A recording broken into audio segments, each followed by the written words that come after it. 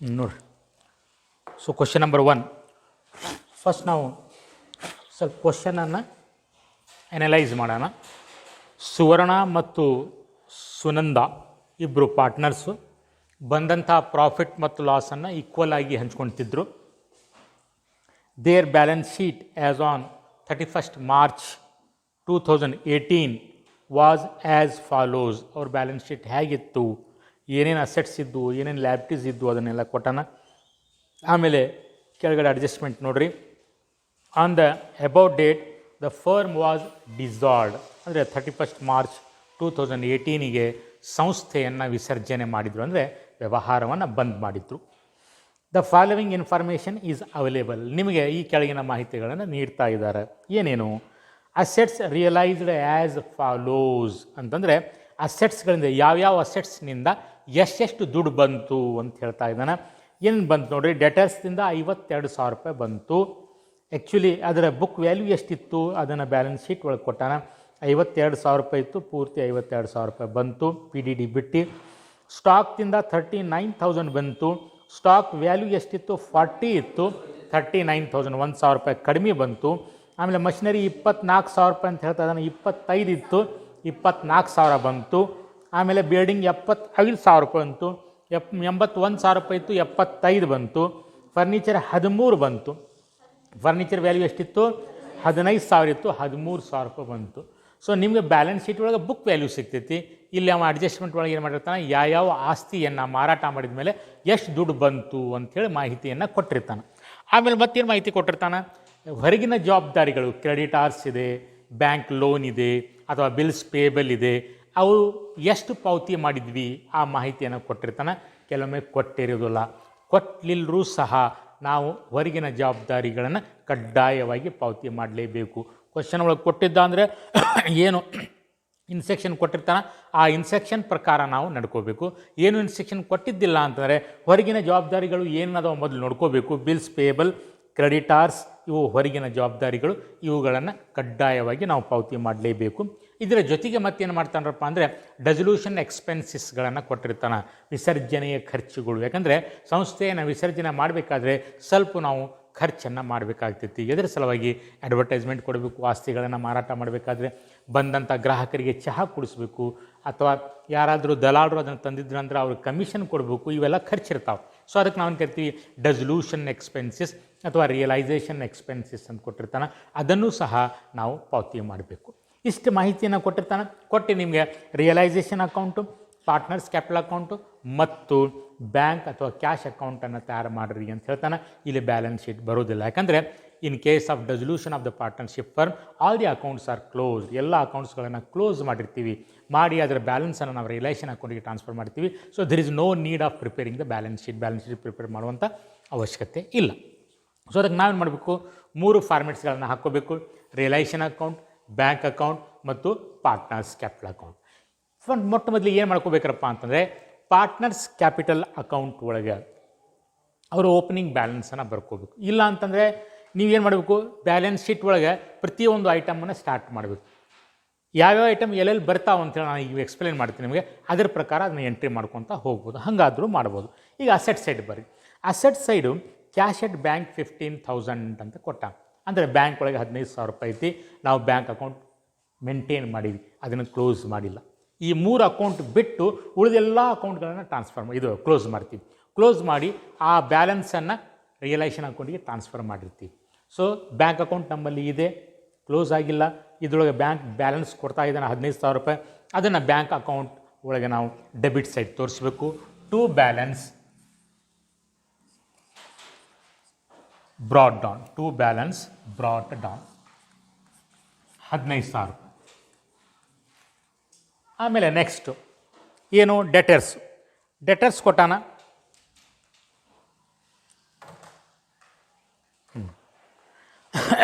Debtors less PBD ಅಂತ ಮಾಡೋಣ. ಅದು ಆ್ಯಕ್ಚುಲಿ PDD ಆಗಬೇಕು.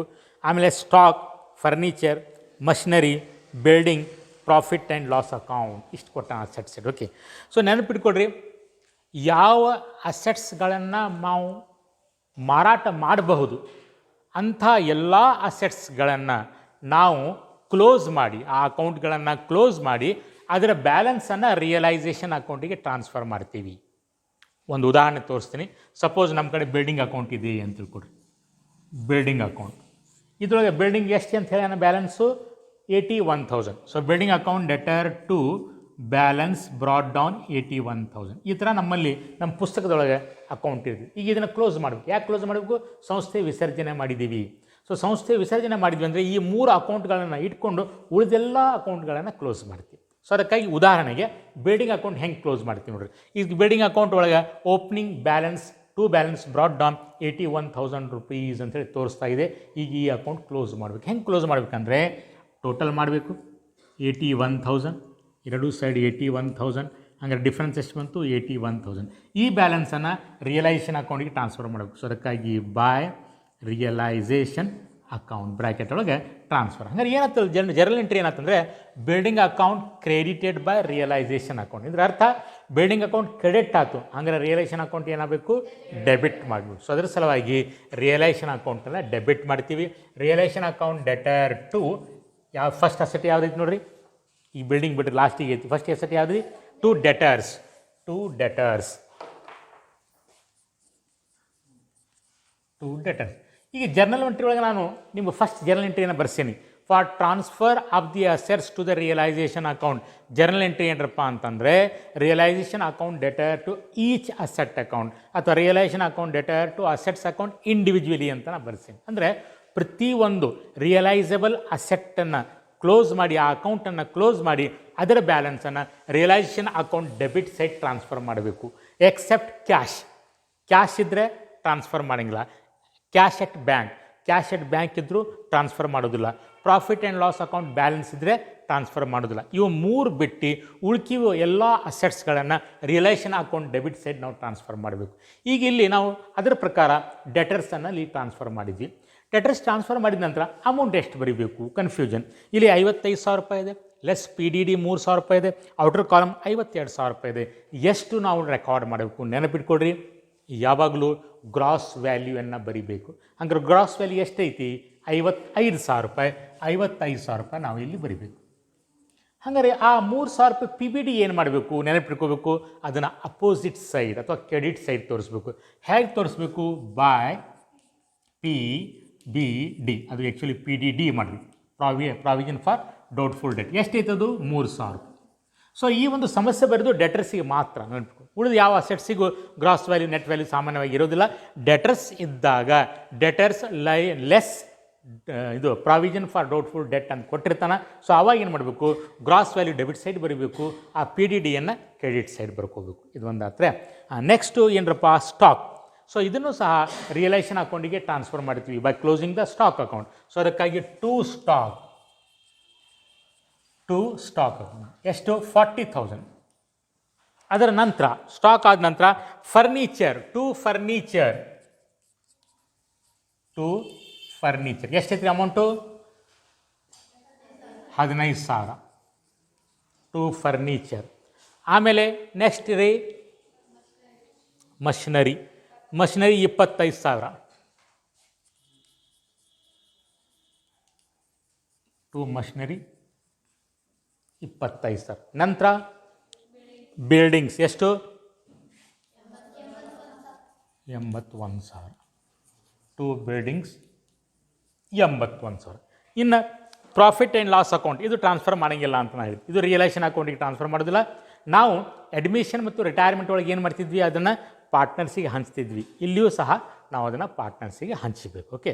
ಸೊ ಹೀಗಾಗಿ ನೆನಪಿಟ್ಕೊಳ್ರಿ, ಡೆಸಲ್ಯೂಷನ್ ಆಫ್ ಫರ್ಮ್ ಒಳಗೆ ಬ್ಯಾಲೆನ್ಸ್ ಶೀಟ್ ಕೊಟ್ಟಿರ್ತಾನೆ ಕ್ವಶನ್ ಒಳಗೆ. ನೀವೇನು ಮಾಡಬೇಕು ಅಂತಂದರೆ ಅಸೆಟ್ ಸೈಡು ಕ್ಯಾಶ್ ಮತ್ತು ಕ್ಯಾಶ್ ಎಟ್ ಬ್ಯಾಂಕ್ ಮತ್ತು profit and loss account balance ಬಿಟ್ಟು ಉಳಿದೆಲ್ಲ ಅಸೆಟ್ಸ್ಗಳನ್ನು ಏನು ಮಾಡ್ಕೋಬೇಕ್ರಪ್ಪ ನೀವು ಅಂತಂದರೆ realisation account debit side transfer ಮಾಡಬೇಕು ಹತ್ರ. ಆಮೇಲೆ ಲ್ಯಾಬಿಲಿಟಿ ಸೈಡ್ ಬರೋಣ. So liability side bills payable ಅಂತ ಕೊಟ್ಟಾನ, ಕ್ರೆಡಿಟಾರ್ಸ್ ಅಂತ ಕೊಟ್ಟಾನ. ಇವು 2 ಹೊರಗಿನ ಜವಾಬ್ದಾರಿಗಳು. ಆಮೇಲೆ ಸುನಂದಾಸ್ ಲೋನ್ ಅಂತ ಕೊಟ್ಟಾನ. ಸುನಂದ ಯಾರು? ಪಾರ್ಟ್ನರ್. ಇದು ಒಳಗಿನ ಜವಾಬ್ದಾರಿ. ಸೊ ನಾವೇನು ಮಾಡ್ಬೇಕಪ್ಪ ಅಂದರೆ ಹೊರಗಿನ ಜವಾಬ್ದಾರಿಗಳು ಏನೇನು ಇರ್ತಾವಲ್ಲ ಆ ಎಲ್ಲ ಅಕೌಂಟ್ಗಳನ್ನು ಕ್ಲೋಸ್ ಮಾಡಿ ಅದರ ಬ್ಯಾಲೆನ್ಸನ್ನು ರಿಯಲೈಸೇಷನ್ ಅಕೌಂಟಿಗೆ ಟ್ರಾನ್ಸ್ಫರ್ ಮಾಡಬೇಕು. ಸೊ ಇಲ್ಲಿ ಲಾಜಿಕ್ ನೋಡಿರಿ, ಅಸೆಟ್ಸ್ ಅಕೌಂಟನ್ನು ಕ್ಲೋಸ್ ಮಾಡಿ ಅದರ ಬ್ಯಾಲೆನ್ಸನ್ನು ಡೆಬಿಟ್ ಸೈಡ್ ಟ್ರಾನ್ಸ್ಫರ್ ಮಾಡಿದ್ವಿ. ಹಾಗಾದರೆ ಲ್ಯಾಬಿಲಿಟೀಸ್ ಅಕೌಂಟ್ಗಳನ್ನು ಕ್ಲೋಸ್ ಮಾಡಿದರೆ ಅದರ ಬ್ಯಾಲೆನ್ಸ್ ಯಾವ ಸೈಡ್ ಬರಬೇಕು? ಕ್ರೆಡಿಟ್ ಸೈಡ್ ಬರಬೇಕು. ಸೊ ಅದಕ್ಕಾಗಿ ನಾವು ಕ್ರೆಡಿಟ್ ಸೈಡ್ ಏನು ಮಾಡ್ತೀವಪ್ಪ ಅಂತಂದರೆ ಬಾಯ್ ನೇತ್ರ ಕಾಳಪ್ನ. ಸೊ ಬಾಯ್ ಏನು ನೋಡ್ರಿ, ಬಿಲ್ಸ್ ಪೇಬಲ್, ಬಾಯ್ ಬಿಲ್ಸ್ ಪೇಬಲ್, ಬಿ ಪಿ ಅಂತ ಬರ್ರಿ, ಬಿಲ್ಸ್ ಪೇಬಲ್. ಎಷ್ಟೈತ್ರಪ್ಪ ಬಾಯ್ ಬಿಲ್ಸ್ ಪೇಬಲು? ಎಷ್ಟು? 10,000 ರೂಪಾಯಿ. ಆಮೇಲೆ ನೆಕ್ಸ್ಟ್ ಏನೈತಿ? ಬಾಯ್ ಕ್ರೆಡಿಟಾರ್ಸ್, ಬಾಯ್ ಕ್ರೆಡಿಟಾರ್ಸ್ ಎಷ್ಟೈತೆ ಅಮೌಂಟು? 50,000.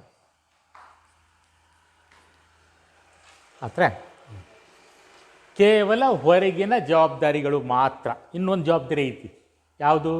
ಸುನಂದಾಸ್ ಲೋನ್ ಐತಿ, ಕ್ಯಾಪಿಟಲ್ ಬಿಟ್ಟು ಸುನಂದಾಸ್ ಲೋನ್ ಐತಿ. ಸೊ ಅದು ಆಂತರಿಕ ಜವಾಬ್ದಾರಿ, ನಮ್ಮ ಪಾರ್ಟ್ನರ್ಸ್ ಕಡೆಯಿಂದ ತೆಗೆದುಕೊಂಡಿರುವಂಥ ಜವಾಬ್ದಾರಿ. ಅದರ ಮೇಲೆ ಪ್ರಾಫಿಟ್ ಅಥವಾ ಲಾಸ್ ಆಗುವಂಥ ಪ್ರಶ್ನೆ ಇರೋದಿಲ್ಲ. ಸೊ ಹೀಗಾಗಿ ಅದನ್ನು ರಿಯಲೈಸೇಷನ್ ಅಕೌಂಟಿಗೆ ಟ್ರಾನ್ಸ್ಫರ್ ಮಾಡೋದಿಲ್ಲ. ಹಾಗಾದ್ರೆ ಏನು ಮಾಡ್ತೀವಿ? ಅದನ್ನು ಡೈರೆಕ್ಟಾಗಿ ಪೇಮೆಂಟ್ ಮಾಡ್ತೀವಿ. ಹಾಗಾದ್ರೆ ಡೈರೆಕ್ಟಾಗಿ ಪೇಮೆಂಟ್ ಮಾಡಿದ್ವಿ ಅಂತಂದರೆ ಸುನಂದಾ ರಿಸೀವರ್ ಆಗ್ತಾಳೆ, ಸುನಂದಾಸ್ ಲೋನ್ ಅಕೌಂಟನ್ನು ಡೆಬಿಟ್ ಮಾಡ್ತೀವಿ, ಕ್ಯಾಶ್ ಅಥವಾ ಬ್ಯಾಂಕ್ ಅಕೌಂಟನ್ನು ಕ್ರೆಡಿಟ್ ಮಾಡ್ತೀವಿ. ಸೊ ಅದಕ್ಕಾಗಿ ಜರ್ನಲ್ ಎಂಟ್ರಿ ಏನಪ್ಪ ಅಂತಂದರೆ Sunanda's loan account debtor to bank account. ಹಂಗಾರೆ ಸುನಂದಾಸ್ ಲೋನ್ ಅಕೌಂಟ್ ಡೆಬಿಟ್ ಆಯ್ತು, ಕ್ಲೋಸ್ ಆಗ್ತದೆ ಅಕೌಂಟು.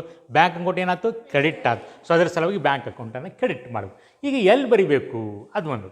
ಸೊ ನಾನು ನಿನ್ನೆ ಫಸ್ಟ್ ಕ್ಲಾಸ್ ಒಳಗೆ ಹೇಳಿದ್ದೆ ನಾನು ಏನಂತೇಳಿ, ಅಪ್ಲಿಕೇಶನ್ ಆಫ್ ಅಸೆಟ್ಸ್ ಅಂತೇಳಿ. ನಾವು ಒಂದು ಸಂಸ್ಥೆಯನ್ನು ವಿಸರ್ಜನೆ ಮಾಡಿದಾಗ ಆ ಸಂಸ್ಥೆಯ ಆಸ್ತಿಗಳನ್ನು ಯಾವ ರೀತಿಯಾಗಿ ಬಳಕೆ ಮಾಡ್ತೀವಿ ಅಂತೇಳಿ. ಸೊ ಆ ಸಂಸ್ಥೆಯ ಆಸ್ತಿಯನ್ನು ವಿಸರ್ಜನೆ ಆಗಿರ್ತೈತಲ್ಲ ಆ ಸಂಸ್ಥೆಯ ಆಸ್ತಿಗಳನ್ನು ಮಾರಾಟ ಮಾಡಿ ಬಂದಂಥ ದುಡ್ಡನ್ನು ಯಾವ ರೀತಿಯಾಗಿ ಬಳಕೆ ಮಾಡ್ತೀವಿ ಅಂತಾರೆ. ಫಸ್ಟು ಹೊರಗಿನ ಜವಾಬ್ದಾರಿಗಳನ್ನು ಪೇಮೆಂಟ್ ಮಾಡ್ತೀವಿ, ನಂತರ ಒಳಗಿನ ಜವಾಬ್ದಾರಿಗಳನ್ನು ಪೇಮೆಂಟ್ ಮಾಡ್ತೀವಿ, ತದನಂತರ ಬಂಡವಾಳವನ್ನು ವಾಪಸ್ ಕೊಡ್ತೀವಿ. ಅದರ ನಂತರ ಏನಾದರೂ ಉಳಿತು ಅಂತಂದರೆ ಆ ಅಮೌಂಟನ್ನು ಎಲ್ಲ ಪಾರ್ಟ್ನರ್ಸ್ಗೆ ಪ್ರಾಫಿಟ್ ಶೇರಿಂಗ್ ರೇಷಿಯೋ ಪ್ರಕಾರ ಹಂಚ್ತೀವಿ ಅಂತ ಹೇಳಿದ್ವಿ. ಹಾಗಾದ್ರೆ ಫಸ್ಟ್ ಪ್ರಿಫರೆನ್ಸ್ ಯಾರಿಗೆ ಕೊಟ್ಟು ನಾವು? ಹೊರಗಿನ ಜವಾಬ್ದಾರಿಗಳಿಗೆ. ಸೆಕೆಂಡ್ ಪ್ರಿಫರೆನ್ಸ್ ಯಾರಿಗೆ ಕೊಟ್ವಿ? ಒಳಗಿನ ಜವಾಬ್ದಾರಿಗಳಿಗೆ. ಥರ್ಡ್ ಪ್ರಿಫರೆನ್ಸ್ ಯಾರಿಗೆ ಕೊಟ್ವಿ? ಕ್ಯಾಪಿಟಲ್ ವಾಪಸ್ ಕೊಡೋದು.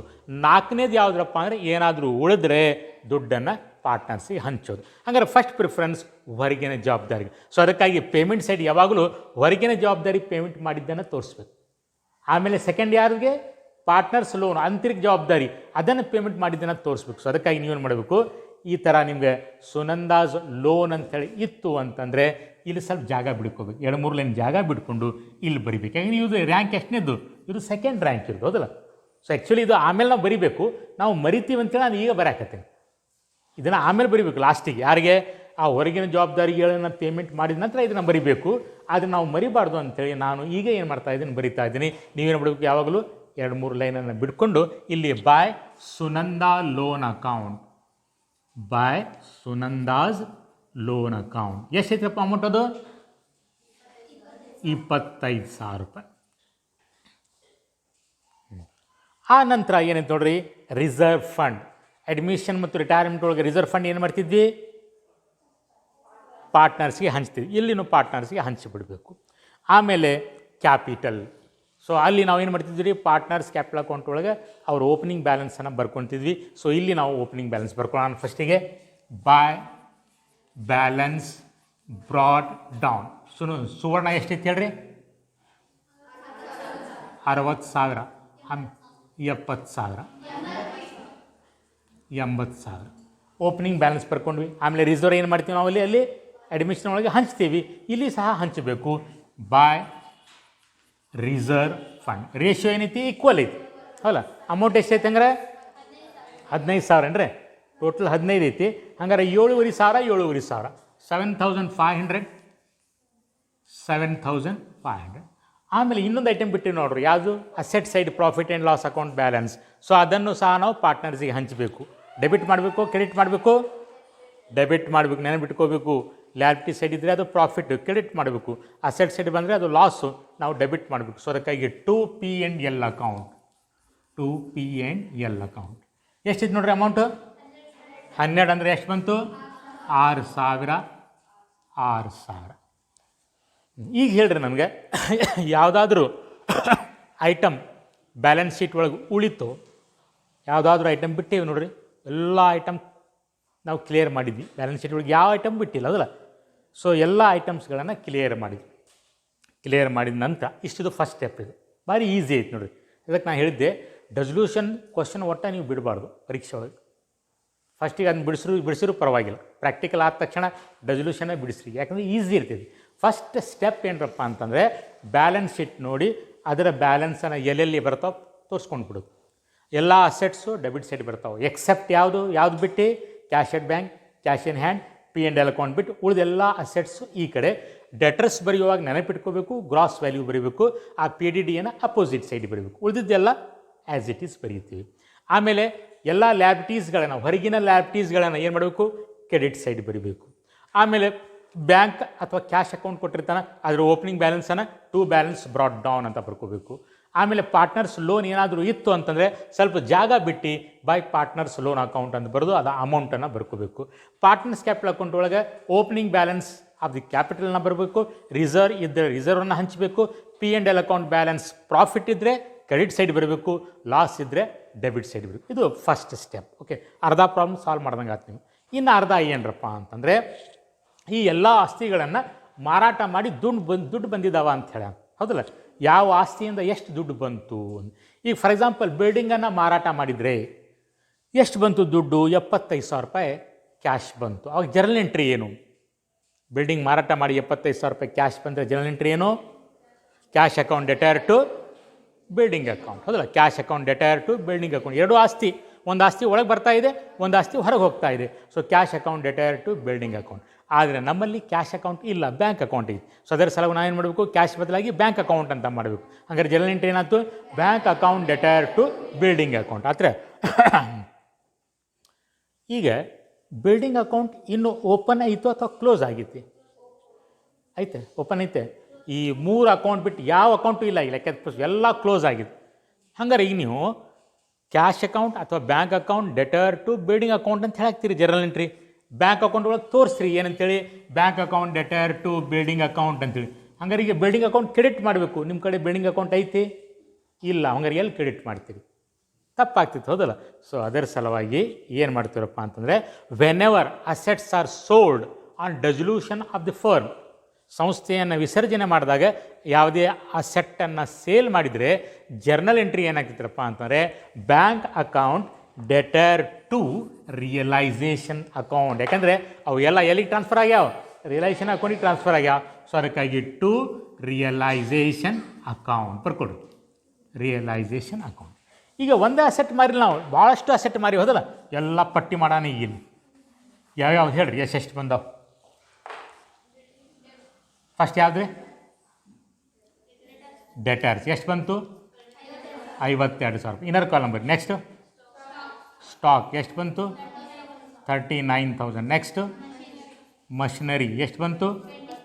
24,000. ನೆಕ್ಸ್ಟು ಬಿಲ್ಡಿಂಗ್ಸ್ ಎಷ್ಟು ಬಂತು?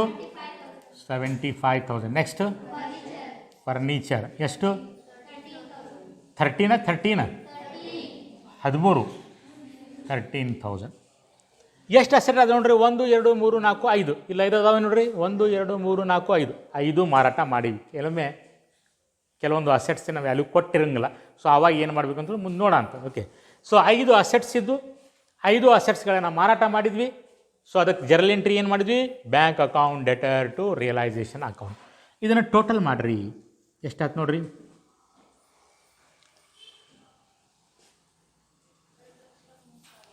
ಎಷ್ಟು? 2,03,000. ನೋಡಿರಿ, ಟೋಟಲ್ ಮಾಡಿ ಒಳಗಡೆ ಬರದ್ರೆ ಇಲ್ಲಿ ನೋಡಿರಿ, ಟೋಟಲ್ ಮಾಡಿ ಒಳಗಡೆ ಬರದ್ರೆ ಈ ಥರ ಲೈನ್ ಹಾಕಬೇಕು, 2 ಲೈನಾ. ಸೊ ಈ ಅಮೌಂಟ್ ಎಲ್ಲಿ ಬರಿಬೇಕಂದ್ರೆ ಇಲ್ಲಿ ಬರಿಬೇಕು, 2,03,000. ಹಾಗಾದರೆ ಅಸೆಟ್ಸ್ ಮಾರಾಟ ಮಾಡಿದ ನಂತರ ಎಷ್ಟು ಕ್ಯಾಶ್ ಬಂತು ನಮಗೆ?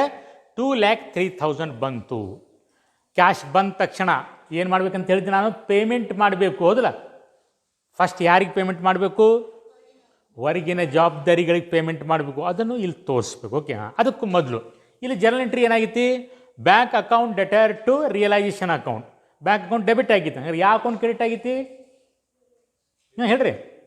ರಿಯಲೈಸೇಷನ್ ಅಕೌಂಟ್ ಕ್ರೆಡಿಟ್ ಆಗಿತ್ತು. ಐತೆ ನಮ್ಮ ಕಡೆ ರಿಯಲೈಸೇಷನ್ ಅಕೌಂಟು ಐತೆ, ಹಂಗಾರೆ ಅದನ್ನು ಕ್ರೆಡಿಟ್ ಮಾಡಿರಿ. So realisation account credited by bank account bracket ಒಳಗೆ ಮತ್ತೆ ಪಟ್ಟಿ ಮಾಡೋ ಅವಶ್ಯಕತೆ ಇಲ್ಲ. ಅಸೆಟ್ಸ್ ಸೋಲ್ಡ್ ಅಥವಾ ರಿಯಲೈಸ್ಡ್ ಅಂತ ಬರ್ಕೊಡಿ. ಎಷ್ಟು ಬಂತ್ರಪ್ಪ? 2,03,000 2,03,000 ಅಂತ ಬರೀ.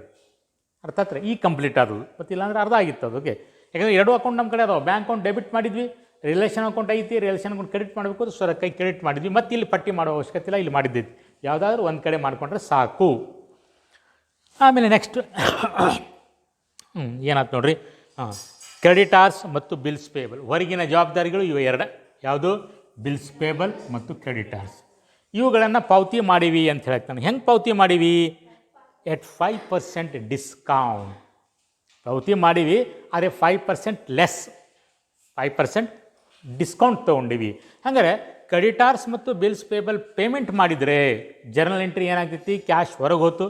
ಸೊ ಕ್ಯಾಶ್ ಅಕೌಂಟನ್ನು ಕ್ರೆಡಿಟ್ ಮಾಡಬೇಕು. ಕ್ಯಾಶ್ ಅಕೌಂಟ್ ಅಥವಾ ಬಿಲ್ಸ್ ಇದು ಕ್ಯಾಶ್ ಅಕೌಂಟ್ ಅಥವಾ ಬ್ಯಾಂಕ್ ಅಕೌಂಟನ್ನು ಕ್ರೆಡಿಟ್ ಮಾಡಬೇಕು. ಆಮೇಲೆ ಬಿಲ್ಸ್ ಪೇಬಲ್ ಮತ್ತು ಕ್ರೆಡಿಟಾರ್ಸು ಇವು ಜವಾಬ್ದಾರಿಗಳು. ಅಮೆರಿಕನ್ ಸಿಸ್ಟಮ್ ಪ್ರಕಾರ ಜವಾಬ್ದಾರಿ ರೂಲ್ಸ್ ಏನಿದೆ ನೋಡ್ರಿ, debit decrease in the liability, credit increase in the liability. ಈಗ ನಾವು ಕ್ರೆಡಿಟರ್ಸ್ ಪೇಮೆಂಟ್ ಮಾಡಿದ್ವಿ ಅಂತಾರೆ, ಬಿಲ್ಸ್ ಪೇಬಲ್ಗೆ ಪೇಮೆಂಟ್ ಮಾಡಿದ್ವಿ ಅಂತಾರೆ, ಲ್ಯಾಬಿಲಿಟೀಸ್ ಡಿಕ್ರೀಸ್ ಆಯ್ತು, ಇನ್ಕ್ರೀಸ್ ಆಯ್ತು, ಡಿಕ್ರೀಸ್ ಆಯ್ತು. ಹಂಗಾರೆ ಲ್ಯಾಬಿಲಿಟೀಸ್ ಅಕೌಂಟ್ ಏನು ಮಾಡಬೇಕು? ಡೆಬಿಟ್ ಮಾಡಬೇಕು. ಇಲ್ಲಿ ಬ್ಯಾಂಕ್ ಅಕೌಂಟ್ ಐತಿ, ಬ್ಯಾಂಕ್ ಅಕೌಂಟನ್ನು ಕ್ರೆಡಿಟ್ ಮಾಡಬೇಕು. ಸೊ ಅದಕ್ಕಾಗಿ journal entry liabilities account debtor to ಯಾವ account? Bank account. Liabilities account debtor to bank account. Okay, ಹಂಗಾರೆ ಲ್ಯಾಬಿಲಿಟೀಸ್ ಅಕೌಂಟ್ ಅದಾವೇನ್ರಪ್ಪ ನಮ್ಮ ಕಡೆ? ಇಲ್ಲ. ಕ್ಲೋಸ್ ಮಾಡಿ ಎಲ್ಲಿಗೆ ಟ್ರಾನ್ಸ್ಫರ್ ಮಾಡಿವಿ? ರಿಯಲೈಸೇಷನ್ ಅಕೌಂಟಿಗೆ ಟ್ರಾನ್ಸ್ಫರ್ ಮಾಡಿವಿ. ಹಂಗಾರೆ ಎಲ್ಲಿ ಲ್ಯಾಬಿಲಿಟೀಸ್ ಬರ್ತಾವೆ ಅಲ್ಲಿ ಏನು ಯೂಸ್ ಮಾಡಬೇಕು? Word realisation account. ಸೊ ಅದಕ್ಕಾಗಿ ಜರ್ನಲ್ ಎಂಟ್ರಿ ಏನಾಯ್ತು? Realisation account debtor to bank account. So realisation account debit ಆಯ್ತು, ಬ್ಯಾಂಕ್ ಅಕೌಂಟ್ ಕ್ರೆಡಿಟ್ ಆಯ್ತು. ಸೊ ಅದಕ್ಕಾಗಿ ರಿಯಲೈಸೇಷನ್ ಅಕೌಂಟ್ ಡೆಬಿಟ್ ಮಾಡಿರಿ ಟು ಬ್ಯಾಂಕ್ ಅಕೌಂಟ್. ಬ್ರ್ಯಾಕೆಟ್ ಒಳಗೆ ನೋಡ್ರಿ, ಲ್ಯಾಬಿಲಿಟೀಸ್ ಆ್ಯಂಡ್ ಅದು ಏನು ಬರಿಬೇಕಂತ ಹೇಳ್ತೀನಿ ನಾನು ಆಮೇಲೆ. ಓಕೆ, ಲ್ಯಾಬಿಲಿಟೀಸ್ ಆ್ಯಂಡ್ ಪಟ್ಟಿ ಮಾಡಿರಿ ಕೆಳಗಡೆ.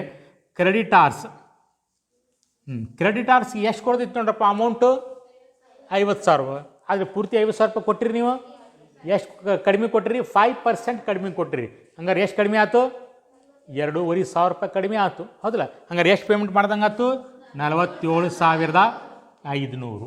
ಅದೇ ಥರ ಬಿ ಪಿ ಎಷ್ಟು ಕೊಡ್ದಿತ್ತು? 10,000 ರೂಪಾಯಿ. ಪೂರ್ತಿ 10,000 ರೂಪಾಯಿ ಕೊಟ್ಟಿರಿ? ಇಲ್ಲ, 5% ಲೆಸ್ ಡಿಸ್ಕೌಂಟ್. ಹೌದಲ್ಲ? 5% ಅಂದರೆ ಎಷ್ಟಾಯ್ತು? 500 ರೂಪಾಯಿ. ಹಂಗಾರೆ ಎಷ್ಟು ಕೊಟ್ಟಿರಿ? 9,500 rupees. 9,500 rupees. ಅಥವಾ ಇದರ ಜೊತೆಗೆ ಮತ್ತೊಮ್ಮೆ ಸಪ್ರೇಟ್ ಎಂಟ್ರಿ ಮಾಡೋ ಬದಲಾಗಿ ಇನ್ನೊಂದು ಪೇಮೆಂಟ್ ಮಾಡೀವಿ, ಅದನ್ನು ಇಲ್ಲೇ ಸೇರಿಸ್ಕೊಂಡು ಬಿಡೋದು. ಅದು ಯಾವ್ದು ಹೇಳ್ರಿ ನಾನು ಪೇಮೆಂಟು? ವಿಸರ್ಜನೆ ಮಾಡುವ ಖರ್ಚು ಅಂತ ನಾನು ಹೇಳಿದ್ದೆ. ಎಷ್ಟು ಬಂದಿತ್ತು ಖರ್ಚು? 4,000 ರೂಪಾಯಿ. ಹಂಗಾರೆ ಜರ್ನಲ್ ಎಂಟ್ರಿ ಏನಾಗಬೇಕು ನೋಡ್ರಿ?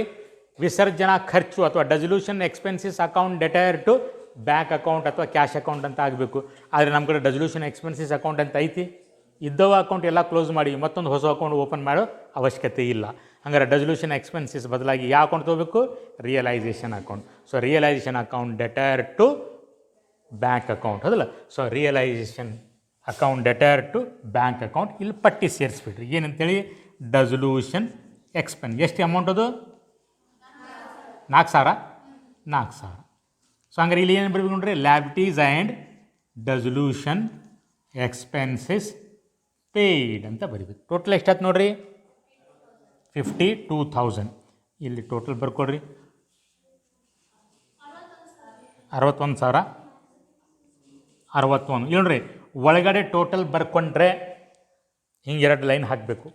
ಒಳಗಡೆ ನೀವು ಟೋಟಲ್ ಬರೀಂಗಲ್ರಪ್ಪ, ಹೊರಗಡೆನೇ ಬರಿತೀವಿ ಅಂತಂದರೆ ಡೈರೆಕ್ಟಾಗಿ ಒಂದು ಲೈನ್ ಎಳೆದು ಈ ಥರ ಇಲ್ಲಿ ಬರಬೇಕು. ಎಷ್ಟು? 61,000. ಕರೆಕ್ಟಾ? 61,000. 61,000. ಏನಾತೀಗ? ರಿಯಲೈಸೇಷನ್ ಅಕೌಂಟ್ ಡೆಟರ್ ಟು ಯಾವ ಅಕೌಂಟು? Bank account. ಅಂದರೆ ರಿಯಲೈಸೇಷನ್ ಅಕೌಂಟ್ ಡೆಬಿಟ್ ಆಯಿತು. ಹಂಗಾರೆ ಬ್ಯಾಂಕ್ ಅಕೌಂಟ್ ಏನಾಗಬೇಕು? ಕ್ರೆಡಿಟ್ ಆಗಬೇಕು. ಯಾವ ಕಡೆ ಬರಬೇಕು? ಮೇಲ್ಗಡೆ ಬರಬೇಕು ಅಥವಾ ಕೆಳಗೆ ಬರಬೇಕು? ಮೇಲ್ಗಡೆ. ಯಾಕಂದರೆ ಫಸ್ಟ್ ರ್ಯಾಂಕ್. ಹೌದಲ್ಲ? ಫಸ್ಟ್ ಪ್ರಿಫರೆನ್ಸ್ ಅವ್ರಿಗೂ. ಸೊ ಅದಕ್ಕಾಗಿ ಬೈ ರಿಯಲೈಸೇಷನ್ ಅಕೌಂಟ್ ಬ್ರ್ಯಾಕೆಟ್ ಒಳಗೆ ಲ್ಯಾಬಿಲಿಟೀಸ್ ಆ್ಯಂಡ್ ಡೆಸಲ್ಯೂಷನ್ ಎಕ್ಸ್ಪೆನ್ಸಿಸ್ ಪೇಯ್ಡ್. ಎಷ್ಟು ಅಮೌಂಟ್ ಟೋಟಲ್ಲು? 61,000. 61,000. ಮುಗೀತು ಇಷ್ಟ. ಇನ್ನೇನು ಮಾಡ್ಬೇಕ್ರಪ್ಪ ಅಂತಂದರೆ ಟೋಟಲ್ ಮಾಡಬೇಕು. ಯಾವ ಸೈಡ್ ಜಾಸ್ತಿ ಬಂತು ನೋಡಿರಿ, ಡೆಬಿಟ್ ಸೈಡು ಅಥವಾ ಕ್ರೆಡಿಟ್ ಸೈಡ್, ಯಾವ ಸೈಡ್ ಟೋಟಲ್ ಜಾಸ್ತಿ ಆಗ್ತೈತೆ ನೋಡಿರಿ.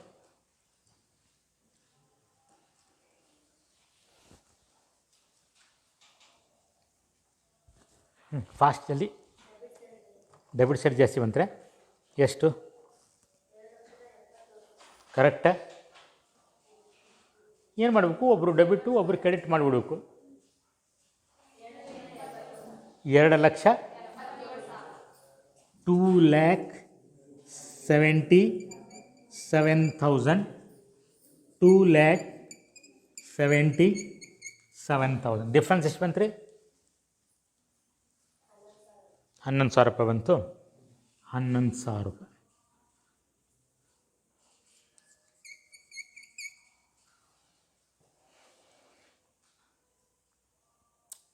ಸೊ ಇದು ನಾಮಿನಲ್ ಅಕೌಂಟ್ ರೂಲ್ ಪ್ರಕಾರ ನೋಡ್ಬೇಕಾ. ಡೆಬಿಟ್ ಸೈಡ್ ಅಂದರೆ ಎಕ್ಸ್ಪೆನ್ಸ್ ಮತ್ತು ಲಾಸು, ಕ್ರೆಡಿಟ್ ಸೈಡ್ ಅಂದರೆ ಇನ್ಕಮ್ ಆ್ಯಂಡ್ ಗೇನ್ ಅಂತೀವಲ್ಲ ಆ ಥರ.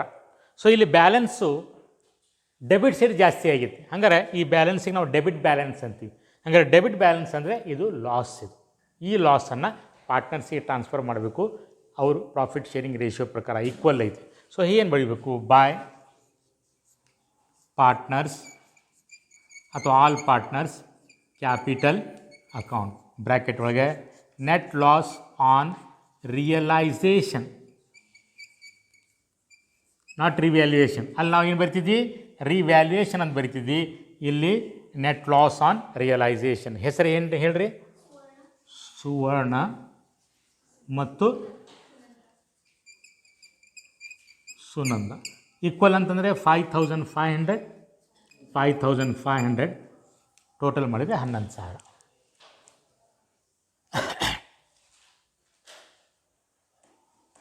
ಆತರ. ಸೊ ಹಂಗಾರೆ ಇದನ್ನು ನಾವು ಪಾರ್ಟ್ನರ್ಸ್ ಕ್ಯಾಪಿಟಲ್ ಅಕೌಂಟಿಗೆ ಟ್ರಾನ್ಸ್ಫರ್ ಮಾಡೀವಿ. ಈಗ ಅದನ್ನು ಪಾರ್ಟ್ನರ್ಸ್ ಕ್ಯಾಪಿಟಲ್ ಅಕೌಂಟ್ ಒಳಗೆ ತೋರಿಸ್ಬೇಕು. ಯಾವ ಸೈಡ್ ತೋರಿಸ್ತೀರಪ್ಪ? ಲಾಸ್ ಅಂದರೆ ಡೆಬಿಟ್ ಸೈಡು.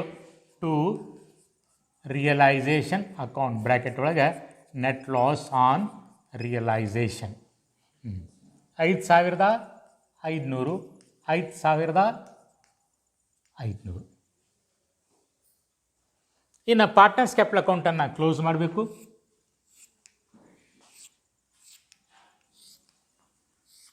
ಸಾಮಾನ್ಯವಾಗಿ ಕ್ರೆಡಿಟ್ ಸೈಡ್ ಟೋಟಲ್ ಜಾಸ್ತಿ ಆಗ್ತೈತಿ. ಸೊ ಟೋಟಲ್ ಮಾಡಿರಿ 67,500 67,500. ಡಿಫ್ರೆನ್ಸ್ ಎಷ್ಟು ಬಂತು?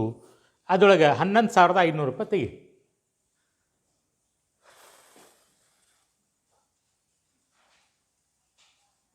11,500 ಎಷ್ಟು ಬಂತು ರೀ? ಜಲ್ದಿ ಹೇಳು.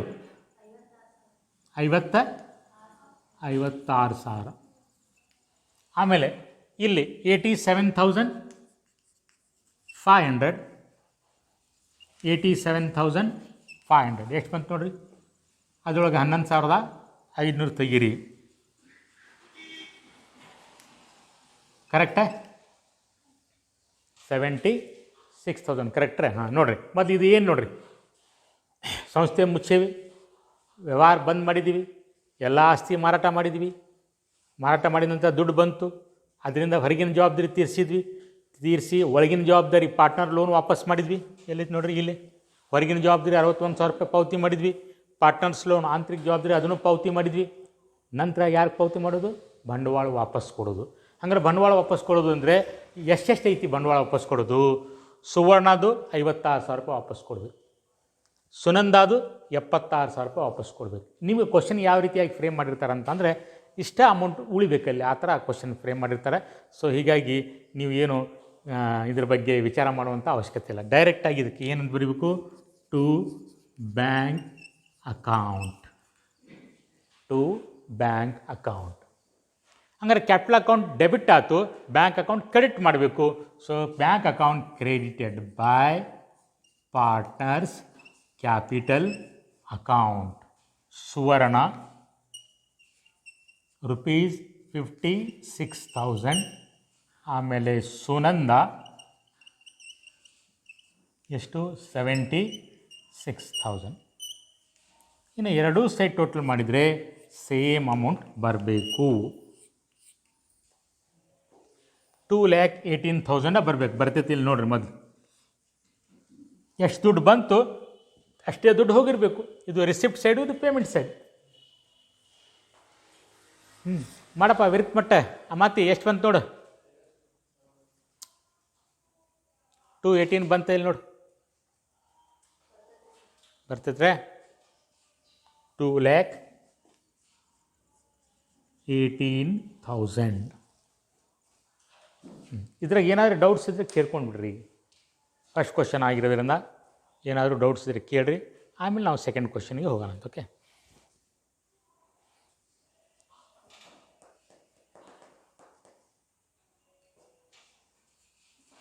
ಪಡಗುದಿ ಡೌಟ್ ಏನಾರು ಇಲ್ಲ? ಇನ್ನೊಂದು 2-3 ಕ್ವಶನ್ ನಾನು ಬಿಡಿಸಿದೆ. ನನಗಿಂತ ಮೊದಲು ನೀವೇ ಮಾಡ್ತೀರಿ ಪಟ. ಅಷ್ಟು ಈಸಿ ಐತಿ. ನಮ್ಮ ಇಡೀ ಅಕೌಂಟೆನ್ಸಿ ಒಳಗೆ 12 ಮಾರ್ಕ್ಸ್ ಕ್ವಶನ್ ಒಳಗೆ ಎಲ್ಲದಕ್ಕಿಂತ ಈಸಿ ಅಂದರೆ ಡೆಸಲ್ಯೂಷನ್. ಇಲ್ಲಿ ಟ್ರೀಟ್ಮೆಂಟ್ ಆಫ್ ಗುಡ್ ವಿಲ್ ಅವು ಇವು ಏನು ಇರೋದಿಲ್ಲ. ತೆಗಿಲಿ ಹಂಗಾರೆ ಇದನ್ನ. ಇದು ತೆಗಿಲಿ, ರಿಲೇಷನ್ ತೆಗಿಲಿ. ಇನ್ನು ಬರ್ಕೊಂಡಿಲ್ಲ.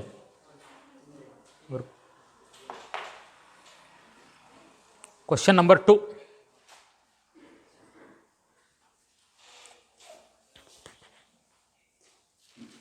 ಈಗ ಬಿಡಿಸಿದ್ದು ಕ್ವಶನ್ ನಂಬರ್ 1 ಹೌದಲ್ಲ.